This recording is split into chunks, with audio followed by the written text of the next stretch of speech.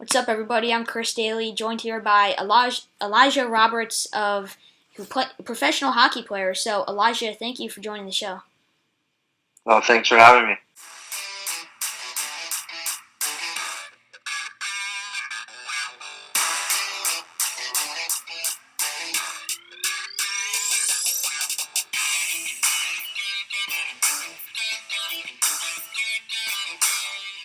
Yeah, it's cool talking to you. So, you play in the OHL right now.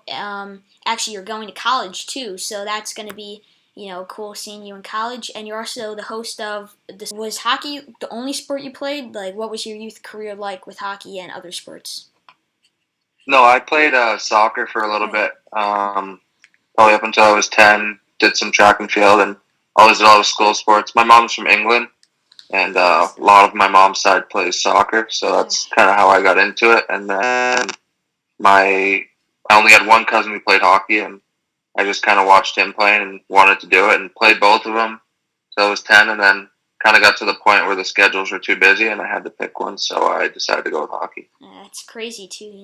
Your cousins are from England and stuff, and then your only cousin who plays hockey. So you were very good as a kid because you represented Canada on the youth international stage. So putting on the jersey for Canada for the U17s and U18s, just describe that atmosphere throughout those games and what it meant to you. Oh, it's probably the best feeling in the world, getting a chance to play for your country. I mean, not many kids in the entire world get that opportunity. At the U17 tournament, we happened to win a gold medal, which was pretty special. And then the U18 tournament, it gets trimmed down, the guys that make it. So to be a part of that even smaller group was pretty special. I'm actually looking at my jersey right over there. Still have it here. And I look back at those times, and getting that chance to represent Canada was probably one of the highlights of my career. Yeah, it's amazing, and especially a country like Canada too, such a great country for hockey. So I'm sure you probably played against some of the best, caliber guys. So was there like any standout player that you played with or against throughout that time? Yeah, I've played against like a ton of real good players. Quinn Hughes is one of my best friends. He kind of just lit up these Stanley Cup playoffs. Jack Hughes, of course, both of them good friends with the whole family. I played against Rasmus Dahlin in the U18s. He played a year up. Shevchnikov, Marner, Strome. A lot of real good guys that I got the opportunity to play against. Yeah, that's amazing. And off the top of my head, I know you had the chipped tooth too, bro. I guess it was very chipped because you didn't have one. So, there it is. Yeah, so there it is. I got a flipper. I could flip it in and out. So a lot of people won't know that about me if they're meeting me for the first time, because it kind of looks like you can't really tell. But yeah, I got a tooth that I can take in and out. Yeah, because I saw the pictures of you, and I was gonna ask a question. I didn't know you had the whatever that is. I know my grandpa has those, a whole set of teeth. So dentures, yeah. Yeah. Usually when I'm playing, I keep it out, and then if I'm just hanging out at home or kind of not really going out somewhere fancy, I won't really have it in. But if I'm going out for like a nice dinner, or going out for a day in the city, I'll usually have my tooth in. Yeah, that's funny. And now, to get back on track to hockey here, in 2015, you were drafted by the Kitchener Rangers of the OHL. So, describe that moment when you get the call. Like, did they call you? How did that really work in getting drafted?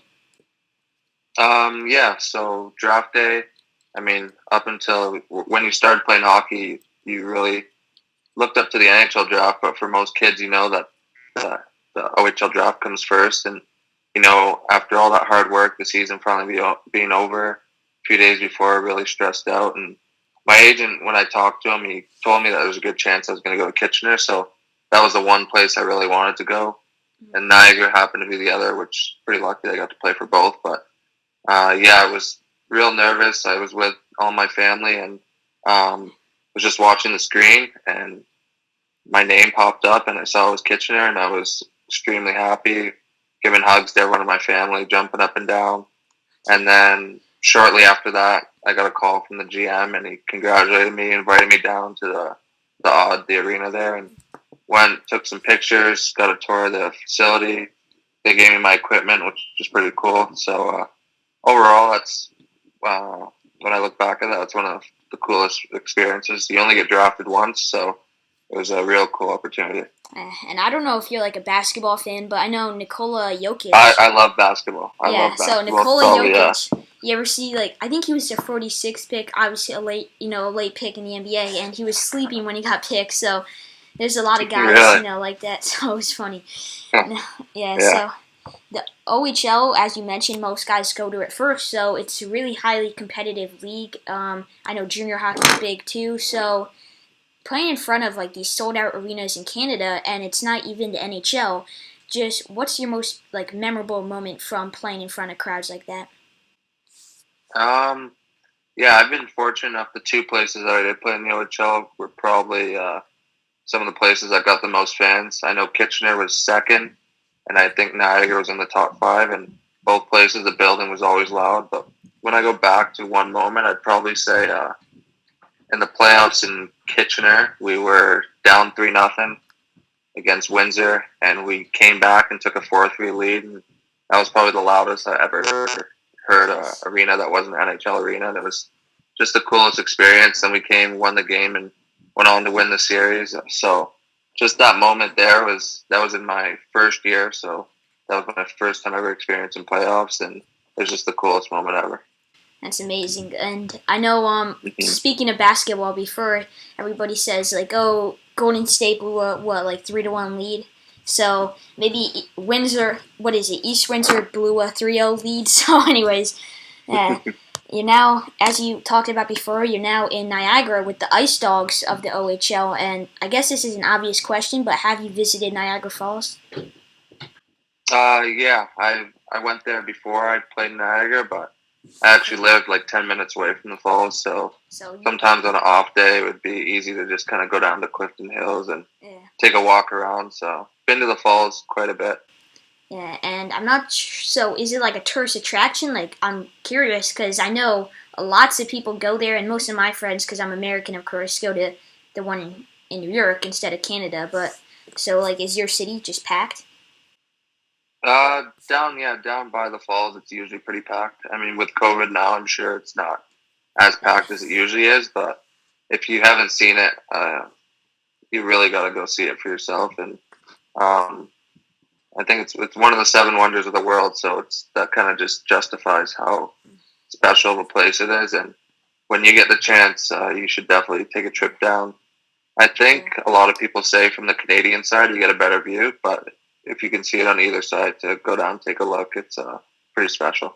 Yeah, and a fun fact too for everybody here: the first person to ever go down Niagara Falls, I think, died by slipping on an orange peel. So that's your fun fact. Yeah, so he went in in a barrel, and he went down Niagara Falls, and then just obviously later in his life, that's how he passed away. So obviously not very funny, kind of tragic, but it's still one of those facts you see on Instagram or something, one of those weird things. Yeah. Now, the OHL, as we talked about, is a top league. So what would you say is the biggest misconception about the OHL? Biggest misconception? That's a good question. I think when I first got into the league, people said that the game was a lot faster. And for me, I'm a fast player, so I felt that I adjusted to the speed of the game right away.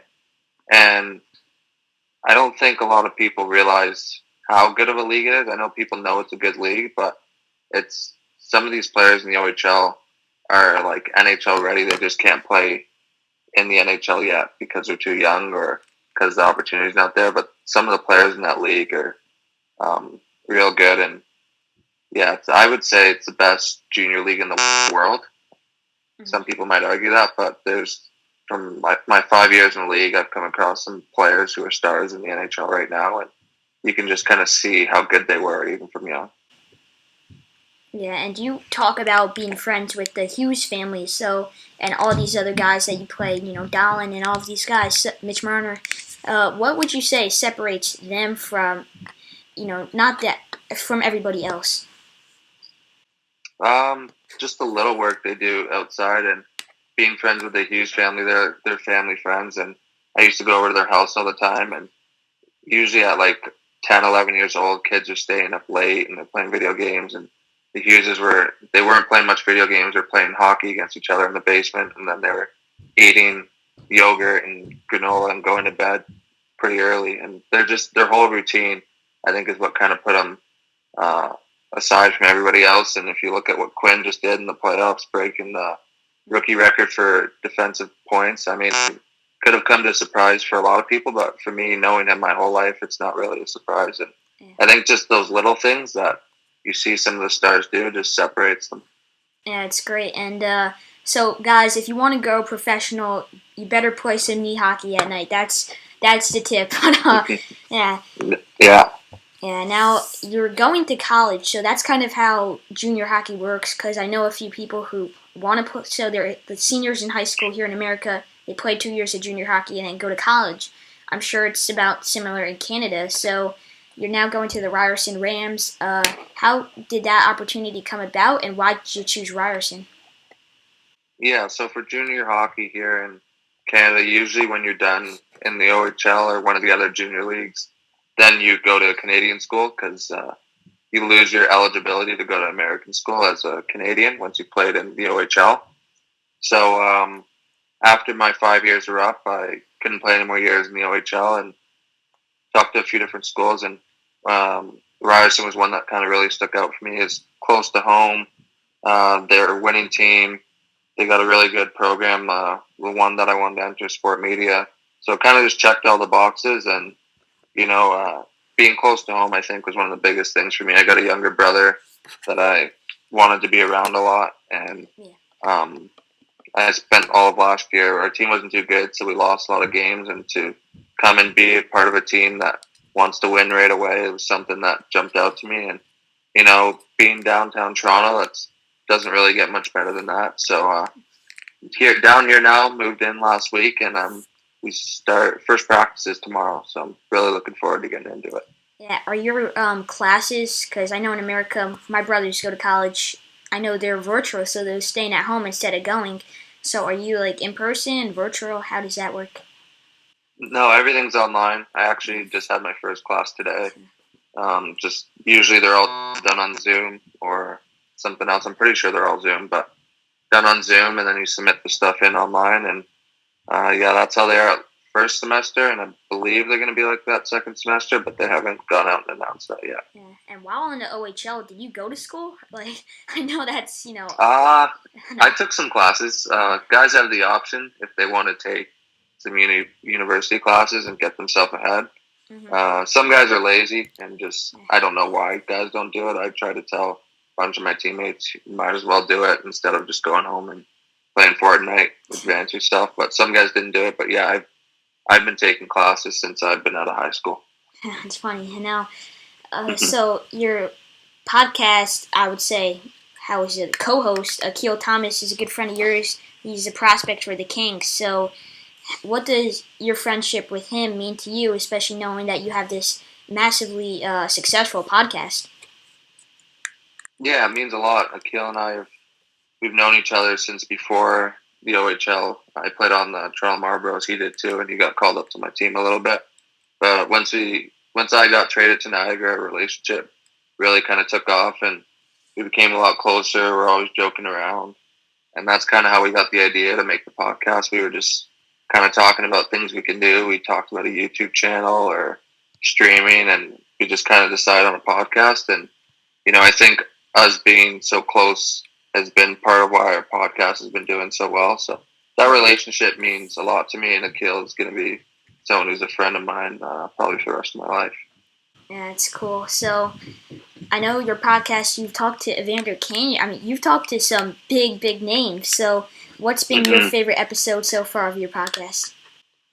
My favorite one so far is probably Joel Ward. We did him kind of earlier on, but he was real fun to talk to. He was somebody who kind of went through the same path that I'm trying to go through to go to Canadian University and then make it into the NHL, which is a little bit more rare, but he was someone who went through the same path that I went through, and he was just joking around a lot of fun to talk to, and I learned a lot off of him. So probably Joel Ward, and then Xavier Woods, the wrestler. He was really Oh yeah, interesting. I used to Talked watch. about. Yeah, I used to. You So know who he I is? watch. I watch. I used to watch. I used to be like the biggest WWE fan back in the when I was a bit Oh, younger. so was So I. I remember him with like the New Day, and then before that he had that Hmm. like he had the. I mean, he had this huge afro and put that the comb in his hair. So that was. I always remember him for that. Hmm. He was he's a huge name because he's got that gaming channel or something. So Yeah, can't remember what it's called, but yeah, he was really funny and interesting, and yeah. told us some stories about wrestling, and that was probably one of the more fun ones as well.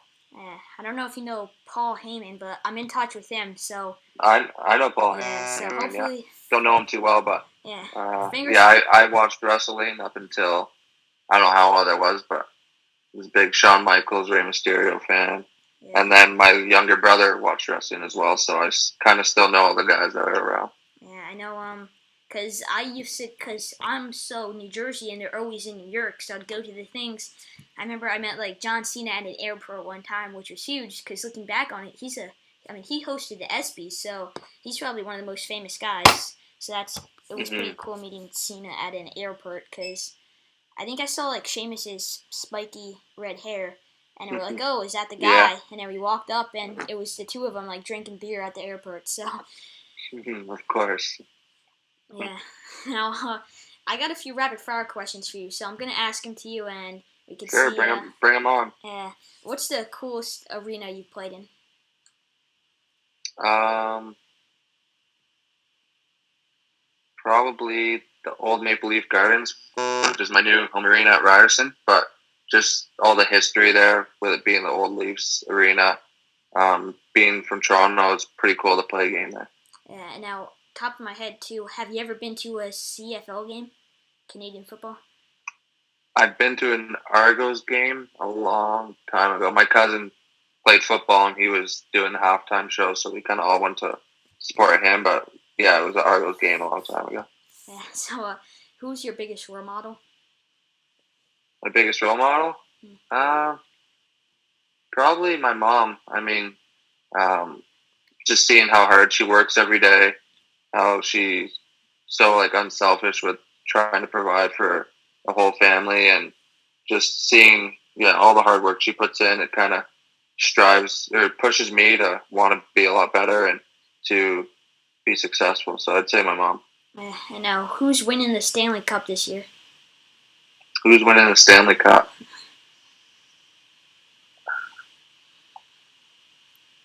Dallas. Yeah, looking Dallas good with Stars. that 1-0 against the Knights. So, 1-0, yeah, going up 2-0 tonight. so describe yourself using 3 words. 3 words. Fun, outgoing, and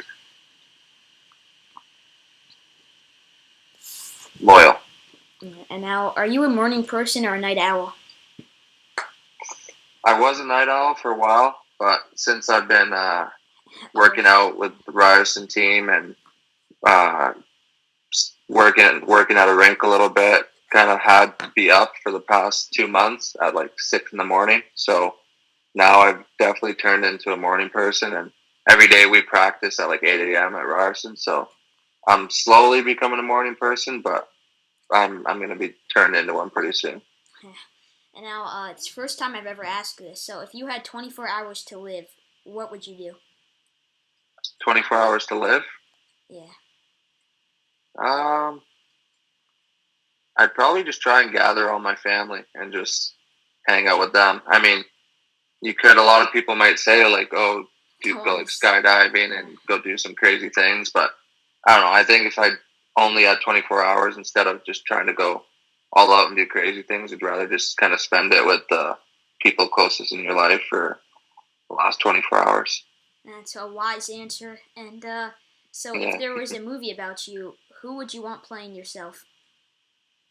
I always liked Will Smith, but the one guy I did choose, rest in peace to him, was Chadwick Boseman. Mm-hmm. Some people have told me sometimes I look a little bit like him, and just how well he played some movies.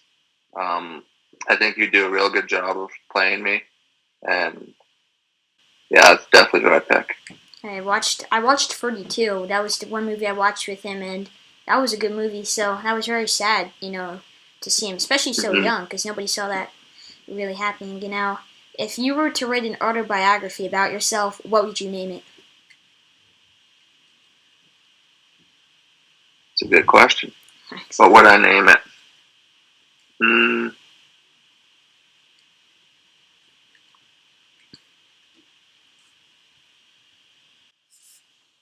Autobiography about myself. What would I name it? That was a really good question. Probably,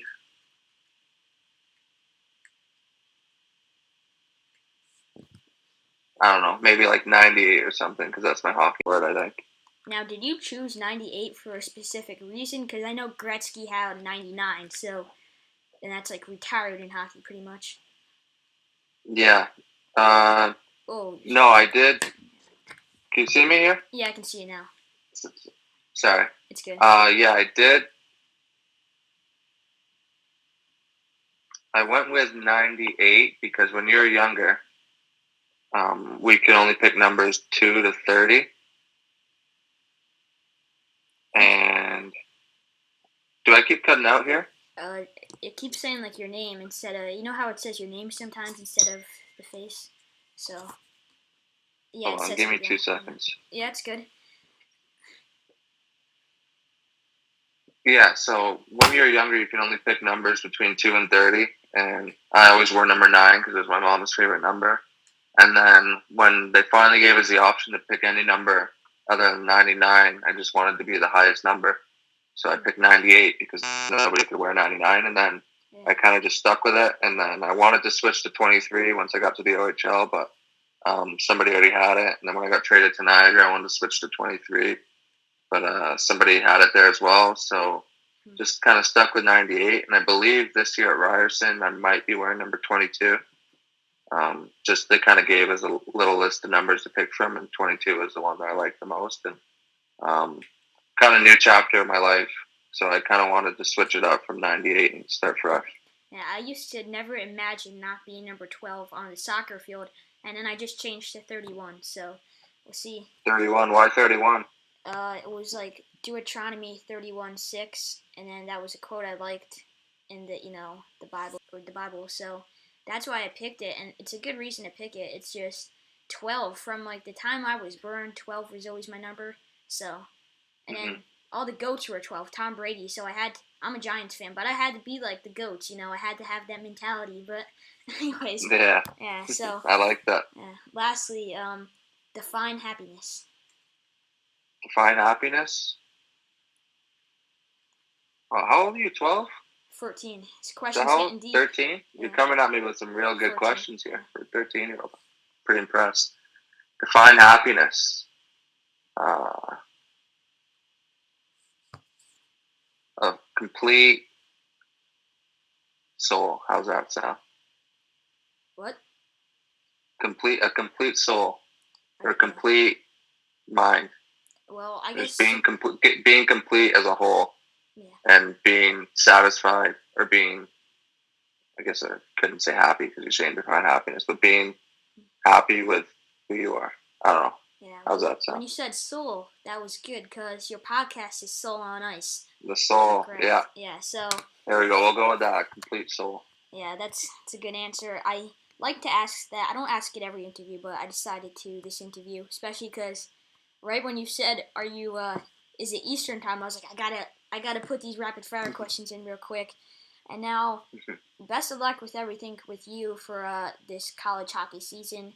I know, hopefully, to see you in the professional game one day. I don't know if that will be in America, Canada, wherever it is. The best of luck with you and your podcast, because if you want to go check it out, it's in my description and everything. So, Elijah, I just thank you for joining me today.